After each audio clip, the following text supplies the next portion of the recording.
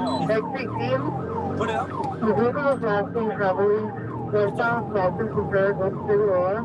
They hit a pet at Pig and Slauson, and we get an RA per wall. So we get it out of the way of being food, right? Conscious and breathing. That's right there. Yeah. You know, I hold on. Here. I just called for 132nd Cathedral Dublin Custody Special Organization Unit for MI.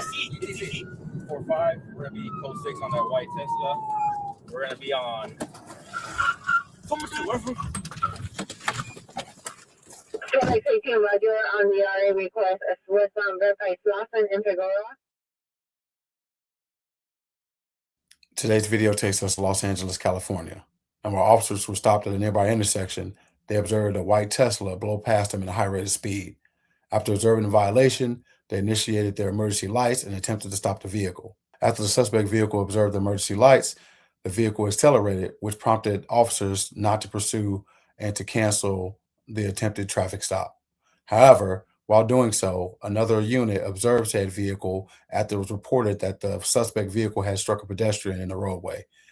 After observing the vehicle still continuing in the same direction, the officers turned around and a pursuit ensued. Now, most breakdowns, we usually define what is lawful and what is not, but we're here to dig a little deeper than that, to invoke thought and to create a conversation. I'm Sean Tyree. Welcome to Vest Life.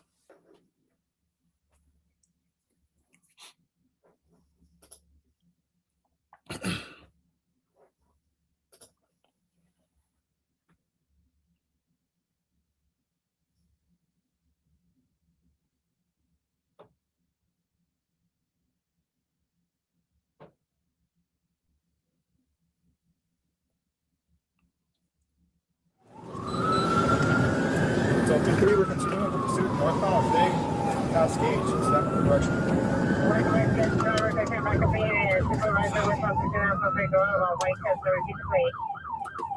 Click there.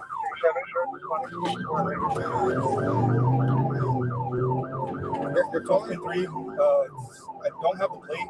The suspect was continuing northbound on Figueroa past 6-1. It's going to be a white Tesla. Yeah, I'm just going to cancel it.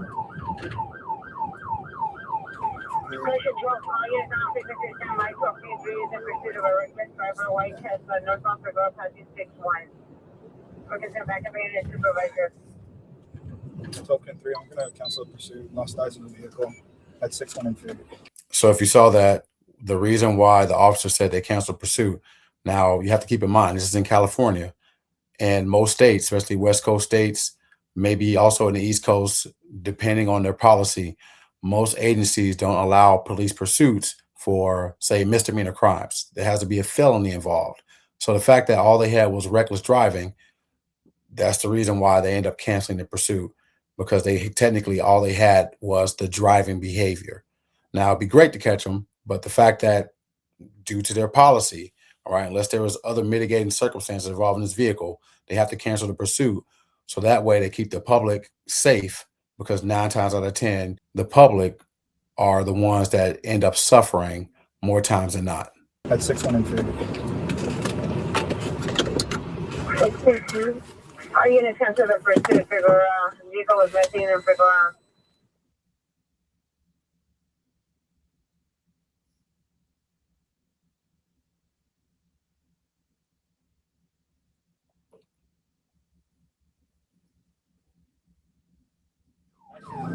At 6 p.m., Put it up. the vehicle was last seen traveling westbound Slauson from Paraguay to Figueroa. They hit a pet at Pig and Slauson, and we get an RA per wall. So we get it out of the way. So if you saw that, the officer, if you read the subtitles there, after dispatch said they hit a pedestrian or hit a ped, right, which is short for pedestrian, they hit a pedestrian. And when he said that, oh, they hit a pedestrian, keep going, keep going. So now it's not just a reckless driver. There's a victim in play because they were struck by the vehicle, which in turn, especially depending on the injury, now it turns into a possible felony, which allows, per their policy, it allows them to now pursue this said vehicle that initially started as a reckless driver. Keep going. Hit a ped. So we get it out of the way of being through, right? Conscious of breathing. That's right there. Yeah. We have eyes. 58. Hold on. Clear. Highest code for 132nd Cathedral Suffering Custody. Request one additional unit for standby. TC. 45. We're gonna be code 6 on that white Tesla. We're gonna be on.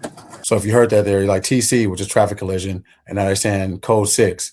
So just be in mind when they say code 6, meaning they arrived on scene or they're going to be conducting an investigation, but it's usually used for we arrived on scene. Now we got a TC, traffic collision, involved. So that's what you got there. For 132nd Cathedral Suffering Custody. Request one additional unit for standby. TC. 45. We're gonna be code 6 on that white Tesla. We're gonna be on. Traffic 16 Roger on the RA request as westbound Verify Slauson in Figueroa. 58. Hold on. Clear. Highest code for 132nd Cathedral Suffering Custody. Request one additional unit for standby. TC. 45. We're gonna be code 6 on that white Tesla. We're gonna be on. Traffic 16 Roger on the RA request as westbound Verify Slauson in Figueroa.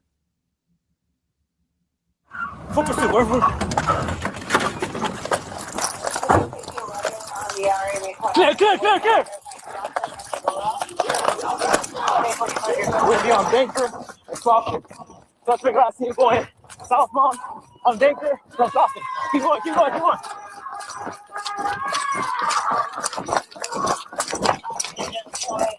is open pursuit of a regular driver southbound at Django from Slauson. We're going to have back and very nice supervisor. 1250. Where's it at? 60 route. Okay, 45, yeah, listen to the description. 45 is gonna be a male black, wearing all black with dreads. It's going on. Locks. He's gonna be running westbound on the Slauson. He's over there. What is this? Slauson 1, park it? Okay, hey, 45 is a suspect is male black or wearing all black clothing running westbound. This is a Rocky westbound in the alley approaching western. He's up in the gate right here. 120 north of perimeter. Right. 345 the perimeter. Stop.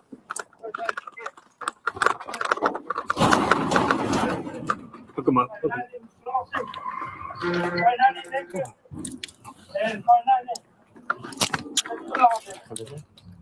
Just get the cup.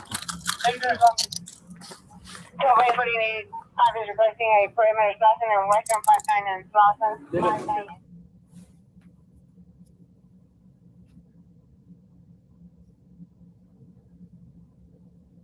So in the end there, the suspect was apprehended and was taken into custody, where he was charged with felony eluding with causing serious bodily injury or death. And the death came back because of the vehicle that you saw, the victim vehicle. Unfortunately, they didn't survive due to this person's actions and the high rate of speed that he was doing. So this is not clearly on officers because they did everything correct as far as policy-wise by not pursuing an initial stop or an initial attempted stop. But I want to double back just so that way for those that are unaware or unsure what transpired, especially as they started the foot pursuit. All right. So this is where that like I said, training comes in. So now as I double back here, once again, condolences to the victim and their family, obviously on their loss, right? Especially because a simple action of conducting a left turn, probably going about their day, and next thing you know, they end up losing their life because some idiot was doing something reckless. Instead of just pretty much pulling over and taking the consequences that you have to deal with, led to something much worse. So I want to double back here. When you see this, 132nd Cathedral Suffering Custody. Request one additional unit for standby. TC 45. We're gonna be code 6 on that white Tesla. We're gonna be on. Traffic 16 Roger on the RA request as westbound Verify Slauson in Figueroa.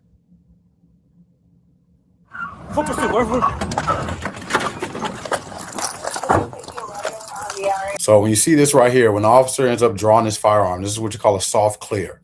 It's not a hard clear because they didn't stop, all right, and actually conduct an actual clearing of the vehicle. But kudos to the officer for still being aware and conscious of the unknown. And what is the unknown? The vehicle. You don't know who else is in that vehicle. You don't know if someone else is laying in wait saying, hey, I'm not being taken to jail, even though the driver left them, and starts opening fire as officers start running past. So he drew his firearm, obviously kept the observation on it just in case, even though they didn't do a hard clear, they did a soft clear as he was running past. And that's when he said clear, clear, clear. It's not always recommended, but this is where that tunnel vision comes in, right? Because now they know the suspect. Clearly he was the driver because he got out of the driver's seat because they were right on him as he got out. And now they're pursuing. Okay, so that's what you see here. When the officer that you saw right there, you can even see it in the shadow, arm extended, got his firearm out, pointed towards the unknown, which is the vehicle that hasn't been properly cleared, and it's a soft clear. All right, at least safe enough for them to get past to continue on the pursuit, the foot pursuit of the suspect. Clear, clear, clear, clear. We'll be on Baker and Crawford. So another spot I wanted to point out where this is where it puts officers in tough positions. And for the listeners and watchers here, viewers here, I want you to understand and what you're seeing, the tough decision-making that comes with the career of law enforcement, right? Because right now, in some cases, this is one of those situations where you get to observe the tough decision-making that officers are often put in, especially in the heat of the moment type situations. And what is a tough situation or tough decision-making that comes in, right? So you have, if you can see the cursor right here, this is the victim vehicle, right? 2 officers are already on scene. I didn't hear them say that, start aid, due to the collision. They said TC. They didn't say the extent of it because they saw the person getting out and now they're getting after it, right? Everything is unfolding at once. But in some cases, this is where the tough decision-making comes in. You either, 1, you continue on after the suspect, or 2, you stop and you try to see the victim in this, right? And now you start rendering aid yourself, allowing other officers. This is where you say, hey, set up a perimeter. He was last known in this direction, meaning the suspect. Because remember, every second matters. Every second counts. And you don't know if this person was clinging on to life or they were already deceased upon impact. So this is where that decision-making, it always, damned if you do, damned if you don't type of situation, right? Because 1, you're thinking you want to get this guy because he just committed not only 1 felony by hitting a pedestrian, but 2 by colliding into a vehicle. You don't know the extent of the victim, but you got to get this guy off the streets, right? Because he clearly has no concern for the public or anyone else on the roadway. So that's a danger. So as you can see, they clearly want to get this guy. That's good. That's doing a good deed, right? Because you want to get the person for justice sake. But then you also have the other hand, we don't know what the family or the public, how they view it. Why didn't you stop and try to render aid? You probably could have saved their life. These are those decisions that often the public don't see, right? But that you get for body cameras. And unfortunately, like I said, the victim in that did not survive for simply just making a left turn, right? But I'm going to clear this off the screen real quick. But all in all, they still stayed engaged and the suspect was apprehended. And as you can see, this is where I know a lot of people get on law enforcement, but you have to understand this is where athleticism still plays a factor, still being in some form of good shape. Now, you don't have to be like an Olympic runner or the best shaped person, abs and all this and that. The old joke, right? Still got a 6-pack. It's just in the fridge. I know it's a dad joke. All right. You got to give it to me, but you understand what I mean, right? You don't have to be the most in shape person, but you still want to be in some form of shape where even if you're not running at full speed because you have duty gear on, I'll tell you right now, duty gear is like an extra 70 pounds, right? Depending on how much gear you carry and how many mags you carry on your vest, either on your waist or on your vest, your outer carrier. But you still want to be in some form of shape because even if you're not the fastest, you still keep visual aid on the suspect and give an approximate direction of last known where the person is at, which that officer did. Now, I do have to point out, right? I don't understand this. I don't know why they don't have lapel mics. If you do see it, you see it in California. I often see it in New York where they don't carry lapel mics. You always see them, in hand radio and running in hand, blah, blah, blah, blah, blah, what they got. Where instead of like keeping a mic, here, or here, however you want to do it, but they don't keep a lapel mic, which I don't understand. I don't know if it's because the radios aren't as clear, but for those in the comments, right? If you ever work for LAPD or NYC, or if you have any information that I don't know of, why don't those agencies have lapel mics, or why they don't have earbuds so that way they can hear what they're receiving and transmitting? Why is it always using the hand? Is that because of reception wise? Just let me know. I'm genuinely curious to know why they do that. Specifically, what I've seen has always been either LAPD or NYCPD. Rarely see it in the Midwest or even in the southern states, but definitely most videos or body cams I've viewed was LA and New York. Is it funding? If so, that's terrible. But all in all right. Once again, condolences to the family for the victim that was involved in the collision. And kudos to those officers for still staying engaged and end up getting the suspect, right? And now the suspect could be held accountable. It is LA. You never know, right? Will they be held accountable? Will they not? It's always a toss up with these West Coast agencies. Heck, even East Coast agencies, right? It's usually unfair for the victims in these situations because they don't truly get the justice they deserve. And that's just my opinion. But all in all, once again, glad they got the suspect. Glad this person is possibly going to be held accountable for their actions. And all in all, maybe the family will receive some type of justice. At least they can get some closure, where closure sometimes doesn't happen, especially involving a death. With that being said, if you learned anything from this video, like this video, share this video, and subscribe for more content. And if you're looking for more content, be sure to click the next video that's coming up above. And remember, give me what you got in the comments below. And like always, Jesus is the light of the way.